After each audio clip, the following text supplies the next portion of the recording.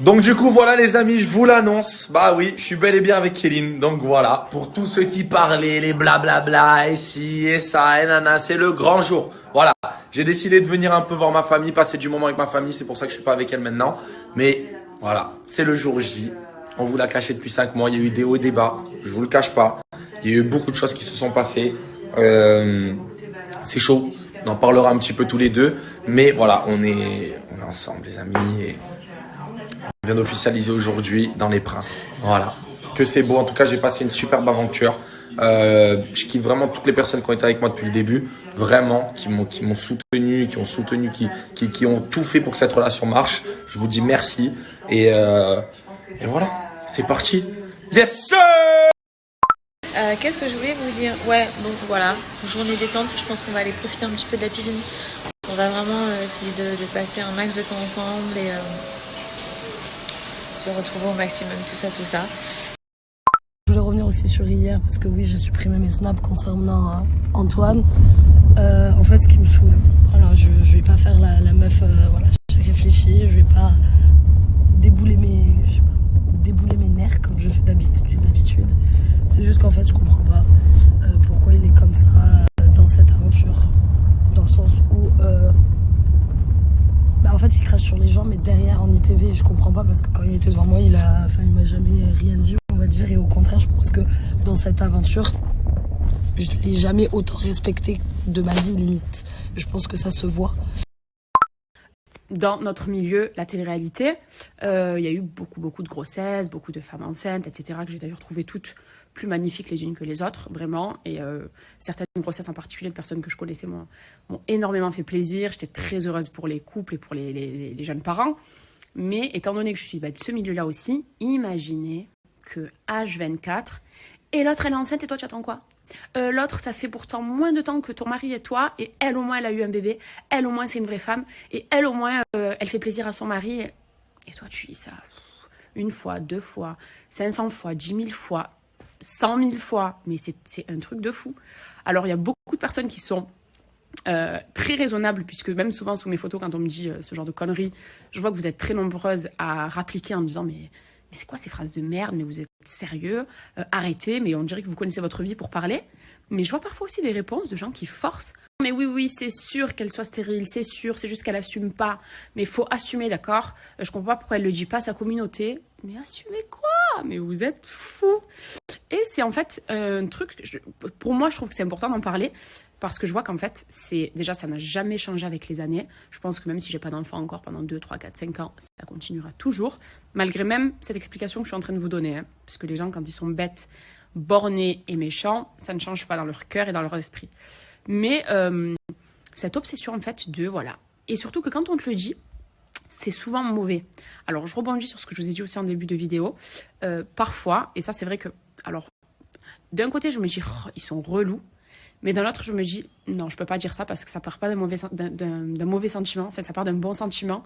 C'est que parfois, je reçois des messages de personnes qui m'envoient des prières, qui m'envoient plein de gentils mots en me disant, écoute, je prie tellement pour toi pour que tu aies un enfant.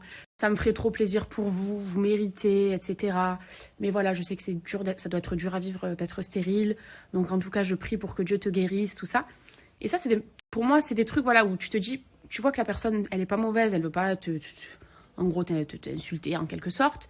Mais non, c'est faux aussi, donc faut pas écouter, faut pas... Et voilà, donc c'est pas des messages mauvais que tu te dis, allez, je la bloque parce qu'elle m'insulte, mais vraiment, non, pas du tout. Mais à la fois, c'est des trucs où tu te dis, mais c'est que les gens, ils croient vraiment, en fait. Et c'est ça le problème. Et donc vous, si vous aussi êtes concerné par ça, si vous avez subi le harcèlement des familles, parce que parfois on te met la pression, mais vraiment... ça peut frôler même le harcèlement par moment. Fais un gosse. Si les amis, c'est pareil. Si vos entourages ou les proches de votre chéri aussi vous font la même chose, vous font subir en tout cas la même chose, non, ça rentre et ça sort. Un enfant, c'est le plus beau des cadeaux, je pense, de Dieu.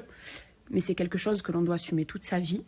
Et comme je disais tout à l'heure, j'ai vraiment envie où le jour où je tombe enceinte, enfin que le jour où je tombe enceinte, eh bien je suis la plus heureuse au monde d'être enceinte. Et pas, peut-être que si je l'avais fait beaucoup plus jeune, et si j'avais écouté les gens, et si surtout j'avais écouté leur avis à 2 balles, j'aurais peut-être regretté. Alors, je pense pas regretter, on ne peut jamais regretter d'avoir un bébé, mais peut-être que j'aurais pas apprécié l'annonce de ma grossesse, par exemple, ou j'aurais été peut-être un peu choquée, ou j'aurais été chamboulée parce que c'est un changement dans ma vie auquel j'étais pas... Enfin, un changement, oui, auquel j'étais vraiment pas prête. Là, je sais que si... Enfin, le jour, en tout cas, et c'est par choix, et c'est parce que je m'en suis pris des claques dans la gueule, mais que je me suis dit, j'en ai rien à foutre, je ferai comme mon cœur le veut, comme le cœur de Nono le veut, et on a la chance de toujours avoir été sur la même longueur d'onde à ce sujet, mais je sais que voilà, le jour où je tomberai enceinte, ce sera un vrai bonheur parce que je serai heureuse, et c'est pour mon couple et pour moi que je l'ai fait, et pas pour les gens. Donc les filles, face à ce genre de critiques, vraiment, soyez fortes et passez au-dessus. C'est pas facile au début, je sais, moi maintenant encore j'arrive à en parler normalement, puisque bon, déjà ce sont des choses qui sont archi fausses, donc c'est pas des choses qui te blessent et qui te prennent à l'intérieur. Ça m'a blessée au départ parce que je trouvais ça très grave de m'accuser de ce genre de choses, surtout quand tu sais que c'est tellement pas fondé, mais bon, ça m'est passé puisque j'ai la chance d'avoir l'expérience maintenant, et j'en parle du coup avec énormément de recul sur cette question. Mais je sais que c'est quelque chose qui est relou, je sais que c'est quelque chose qui parfois peut mettre mal à l'aise, je sais que c'est quelque chose qui parfois est dit pour vous rabaisser. Moi, ça a été souvent le cas, c'était pas jamais trop bienveillant, c'était surtout pour me dire gna gna gna, bon bref, vous m'avez compris. Mais vraiment, face à ce genre de remarques, il faut vraiment être beaucoup plus forte que ça. Et surtout, ne pas avoir peur d'envoyer bouler les gens, quoi. Voilà, vraiment, ne pas se dire, même quand c'est la famille, de la famille et de l'entourage, puisqu'on va dire, de base, leur avis devrait compter, sauf qu'en fait, non, faut pas avoir peur, et faut surtout pas hésiter à leur dire, mais votre avis, j'en ai rien à foutre. Si vous avez pris un chemin dans votre vie et avez fait les choses selon les dires des uns et des autres, tant mieux. Si vous êtes heureux comme ça, c'est très bien. Mais si moi, j'ai pas envie de faire ça, mais je ne le ferai pas. Et je ne le ferai surtout pas pour vous faire plaisir.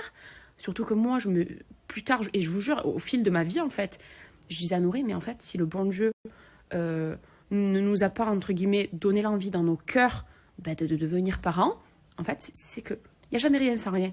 Ma vie, elle a changé du tout au tout. J'ai une vie que j'aurais jamais pu penser avoir cette vie il y a quelques années. Et j'ai fait des choix dans ma vie qui m'ont emmenée ici. Ou peut-être que si j'avais eu des enfants, mais j'aurais pas pu faire ces choix-là. Donc pour moi, de toute façon, c'est écrit. Voilà, notre vie, notre destin, tout est écrit. Et du coup, je tenais vraiment particulièrement à apporter tout mon soutien à ces personnes qui vivent ça, voilà, qui subissent, parce que c'est pour moi subir les commentaires des uns et des autres à la longue, tous les jours sur les mêmes sujets. À un moment, ça devient très lourd. Donc vraiment, pour les personnes qui subissent ça, dites-vous qu'il y a beaucoup plus grave déjà. Et que même si c'est rongeant, que ça fait mal au cœur, qu'on peut parfois en pleurer parce que c'est des choses qui sont blessantes. Et surtout, moi pour mon cas, après, je ne sais pas si vous c'est pareil, mais parfois ça me faisait peur de me dire, imagine, ça arrive. En fait, quand tu lis tellement ça de partout, que tu sais que beaucoup de gens le pensent, je me dis, imagine, en fait, les gens prient pour que ça m'arrive. Et que le jour où j'aurais décidé de tomber enceinte, puis d'arrêter ma pilule, etc., mais ça ne marche pas.